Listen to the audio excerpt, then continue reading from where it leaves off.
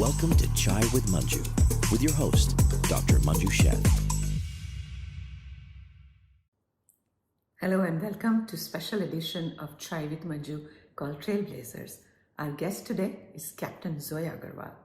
She made history in 2013 as the youngest woman pilot in India to fly Boeing 777. This year, on 9th January 2021, she made history again by flying the longest commercial air route from San Francisco to Bangalore over North Pole with an all-women flight crew. Let's meet Captain Zoya today. Captain Zoya, welcome to our show. Welcome to Boston. It's such an honor for us to have you on the show today. Thank you so much, dear Manju. It's a pleasure and an honor completely of mine to be here, to be addressing my wonderful dreamers on the other side of the planet. So I'm so happy to be here. Thank you very much for having me. Now, the world knows you as this trailblazer, a young woman who made aviation history again this year. But let's start at the very beginning when you were an 8-year-old stargazer, the terrace making, having all these big dreams. So tell us about the earlier years of your life. You've used rather very big adjectives. I don't know if I'll be able to fill in those shoes. I am just a normal girl who was this 8-year-old Zoya once.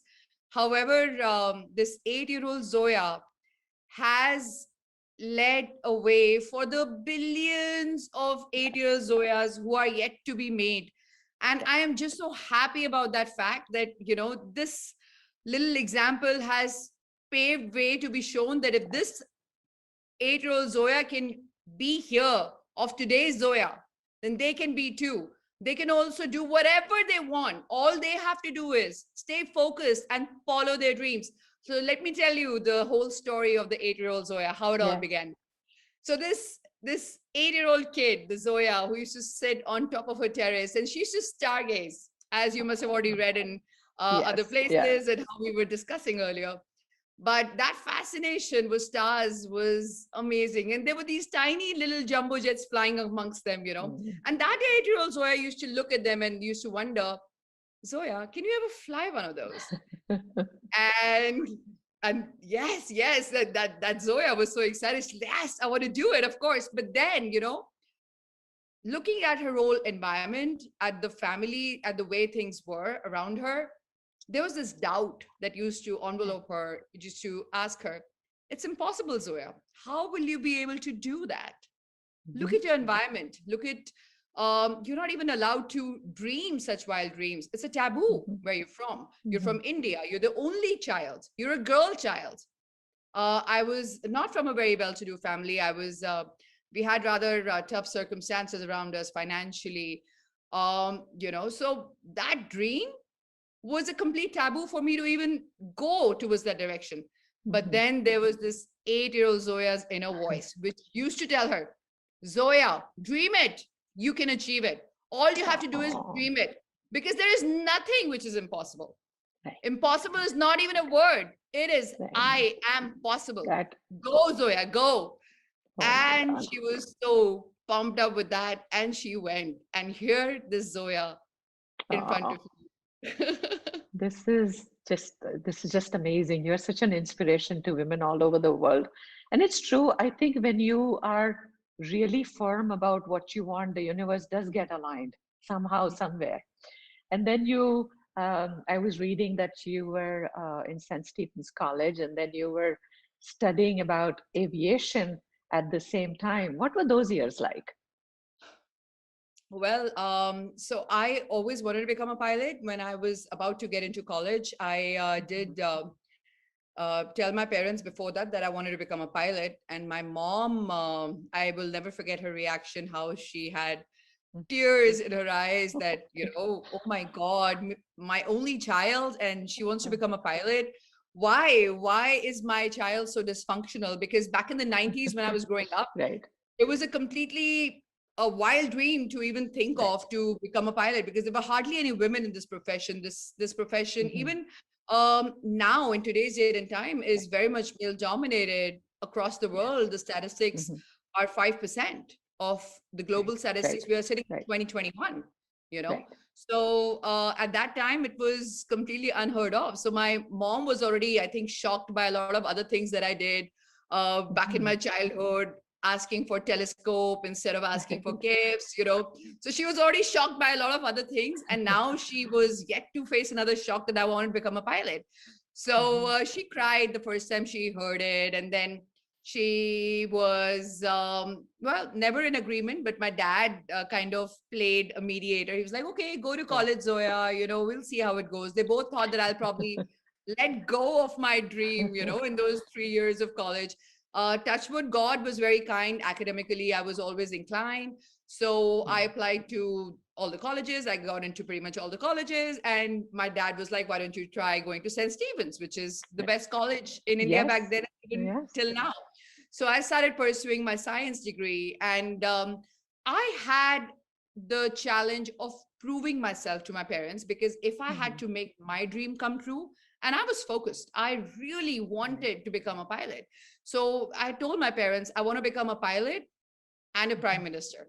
So both ways, my mom was like, why my child?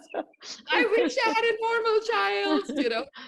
So I started pursuing my science degree, Manju, and then I also had to study aviation because I had to prove to them that I was very serious about my pilot's dream. And I broke my piggy bank, which I had gathered from the very childhood. You know, all my relatives had given me, you know, money for birthdays, this and that. So I broke my piggy bank to enroll for aviation classes. I used to get up at 6 in the morning, go till 3:30 to attend all the college lectures and classes. And from there, in Delhi, you know how the buses system is. It's not very safe. It was not back then. It's still not, even now. So I used to go to the other end of the city, do my aviation classes, come back by late evening. And I had to finish off my assignments every single day because I was literally pursuing 2 degrees at the same time. So I would, by the time I would come back home, I had a very small home. We had limited means, you know. So the electricity was not there a lot of times. And because of that, I had to sit outside under the street lights to finish off my assignments and my tasks for the day, because I could not afford to carry it forward the second day because it would just pile up. So I would sleep close to midnight and then get up at 6 in the morning. So those 3 years literally were like that. And by the end of it, I taught my college and I did pretty well in my aviation studies too. So my parents were finally convinced, and they felt sorry about me too, I think, more than anything else. So they felt like, okay, so, you know, let us try and help her in accomplishing her dreams. So like I joke, you know, my father said, Ja Simran Ja, ji le apni zindagi. So they agreed to take a loan, a financial loan for me. So I'm very, very grateful to them. I'm very grateful to the Almighty.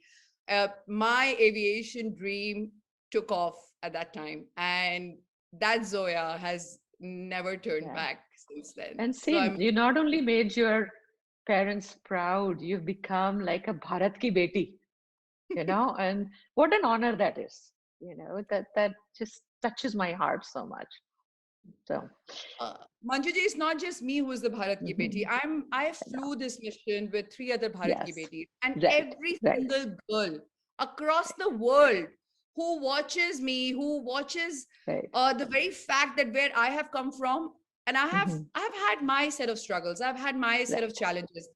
I have had days where I've been knocked down, but I have gathered my pieces and have got up again. And by God's grace and everybody's good wishes, you know, I could get up and I could go and march forward. I want to tell all of them that if this 8-year-old Zoya can do that, coming from where she came from, where the entire society, the entire family, the entire social economic factors were against her, they can too. Right. Now, tell us about this historic flight this year, because this was like a big silver lining in the COVID cloud. What was that experience like? 9th January 2021. That was, I think, a flight which will go down till my grave and beyond, because I'll be thinking about it in my grave every single day too. I think, it was the start of a dream. I am very focused about a lot of things which are close to my heart. Some things are like women empowerment. I want to be able to give every single woman across this world, not just Bharat ki betis, every single girl across the planet who has ever doubted herself, who's ever faced fear, and who's ever thought that maybe I can't do it. I can't live my dream, or I can't make my dream come true, whatever I really want to do. I want to be able to tell her that anything in life is possible. All you have to do is dream it, focus, work hard towards it, and you will achieve it. The North Polar flight has been a very long standing dream of mine, because how it contributes to the greener planet. It saves tons of fuel, carbon footprint, enabling a greener, better planet for the future generations to come. I want to be able to leave this world where the future generations are going to thrive, because that is the world that we're going to be leaving behind, and we want it to last as much as it can and longer. So North Polar flight definitely contributes to that. And I have been working on this project personally for the last 1.5 years. Last Women's Day last year in 2020, we were supposed to do this flight on Delhi San Francisco sector, but unfortunately it could not have been done because of some weather issues. But I was working constantly on that along with my whole of Team Air India, and we were just looking for an opportunity, and I was really waiting with bated breath for some flight which would be perfectly suitable for that. So when this flight came upon, and we all decided that, we should definitely capitalize on it. It was the inaugural flight from San Francisco to Bangalore, the two antipodes, two diametrically opposite points on the globe. So this flight was suited in every single way. It was also Prime Minister Modi ji's dream to connect the two Silicon Valleys, So there were many dreams which are coming true by the means of this particular flight, a direct flight over the North Pole. We were gonna break world record. And then, we had all of us, 4 Bharat ki betis, along with our 250 passengers, along with our amazing crew members, flying over the North Pole, one of the world's longest flight. And it was absolutely stupendous, the whole experience was so mesmerizing. And, when we were flying over the North Pole, it was really dark because it was winters, and it was absolutely pitch dark, and the stars were super bright with the aurora borealis background and the entire magical experience, So this is something that's going to be in my memory forever and ever, and I think till infinity. And you had the whole nation waiting for you when you landed, right? Yes, pretty much. I don't think I've ever faced so many cameras while I was parking the airplane in Bengaluru. As I turned towards my parking bay, parking the airplane, there were like a gazillion cameras on us, So it was quite amazing to see that. So let me ask you, when you fly, even on a regular flight, what are you thinking when you're taking off that flight? So Manju, there are a lot of things that are going on a captain's mind. Me being a girl or a boy or anybody for that matter. When you're sitting in that seat, the entire responsibility of the airplane is on your shoulders, which means 3,500 people's responsibility. 3,500 how? I have total of 350 passengers, and every single passenger's life is associated with 10 more. So it's a huge responsibility, placed on your shoulders. And whenever I am taking off, I am thinking every single nanosecond, something can go wrong. There could be an engine which could fail. There could be, the tire could be bursted. There could be some sort of a bad weather windshield that I can get into. There could be anything. So, and I don't get time to react. There is no room for error. My decision in that nanosecond has to be correct, and it has to be 1000% correct. because what you're paying with is the very the price is your own life along with everybody else's. So you are Absolutely.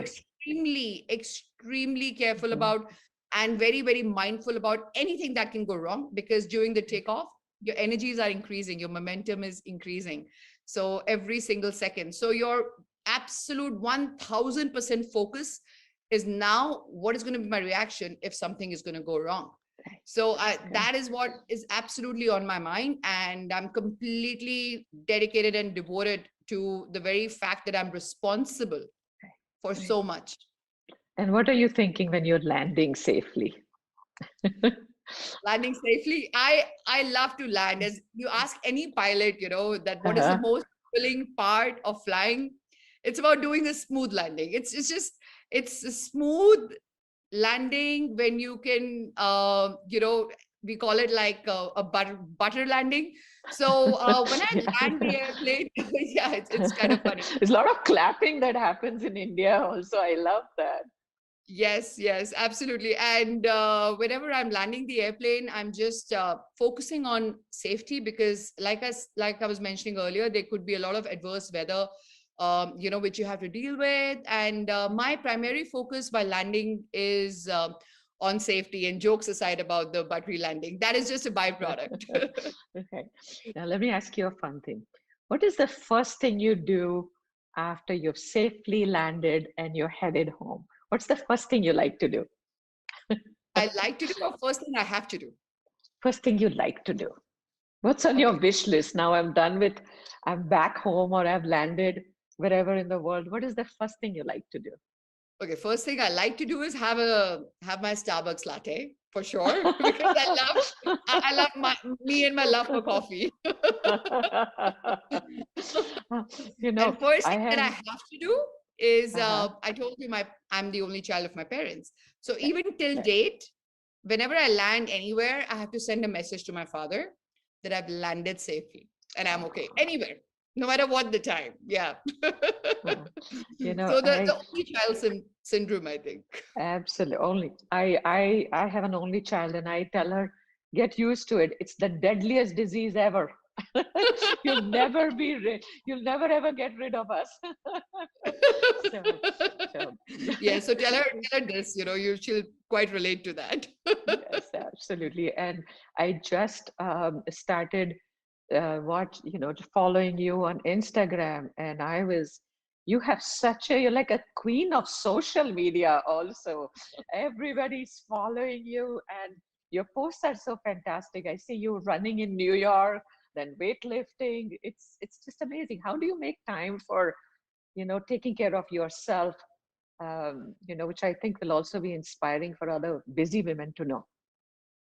So I think about the social media queen. I don't know about that. It's a very big term, but I think social media is a means for me to be able to inspire Mhm. everybody. God gives us 100%. It's about Right, how we distribute that 100%.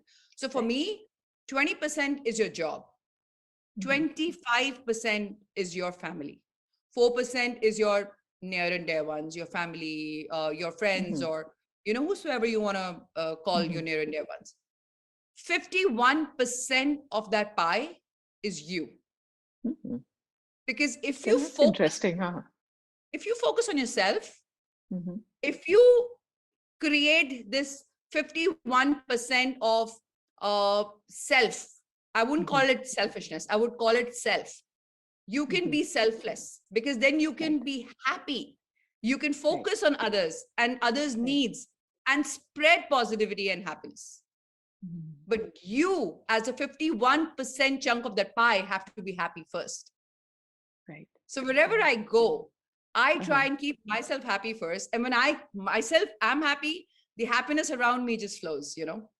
So Mhm. if I have to go to Central Park for a run, I think positive mind is full of, when you have a positive mind, you have a lot of positive energy to be able Right, to give and impart positivity to others. So right. even if you give me a glass full of water, I would, even if it has 2 drops of water, I'll always feel that those 2 drops can come of some use to me when I'm probably stuck in a desert or something. So I make my own positive sphere around me. So for me, when I have that positive sphere around me, I am more positive, I'm a brighter person, I'm a happier person, and I can impart happiness and positivity around me to the whole world. So that is how I make sure I create time for happiness, workouts, eating well, having a good balance in life in every which way. So you just have to make time for that. And I think even as passenger on a flight, we learn that if there is anything happens, the oxygen mask has to go on yourself first. Only then you can help others, right? It's wonderful. Now you're such a dreamer. So I have to ask you, what's your next big dream? Well, I have a lot of dreams, lots. Okay. Tell us some of them. Yeah, so I'll tell you one of them. And the main one, the biggest dream for me is when this flight happened on the 9th of January, I was not aware what kind of example it's going to become. I was not even aware of it maybe a month later. But, eventually I came to understand it as a flight which can actually impact the world, which can change the world. And I felt that, God put me in this place. Now it's not a matter of me having a choice. It's a matter of my responsibility. I'm responsible to be able to change so many little eyes who are looking up at me. I have to. It's not something that I can.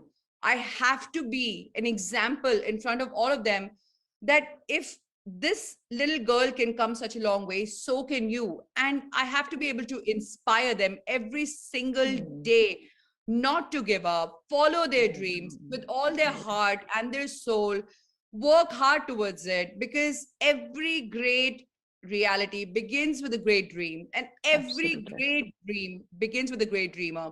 And that great dreamer lies in every single one of them. So that is my really big dream right now, to be able to inspire and to be inspired by all of them, so to empower every single woman, to give her the wings so she truly flies and soars. Oh, that is wonderful. Thank you. I'm telling you, that kind of energy is so contagious. I'm just feeling energized talking to you. So thank you very much. I hope you come to Boston sometime, and Yes. we look forward to seeing you. Thank you for coming on the show. Thank you so much for having me. Thank you so much. It was a true pleasure and honor to be here on this platform.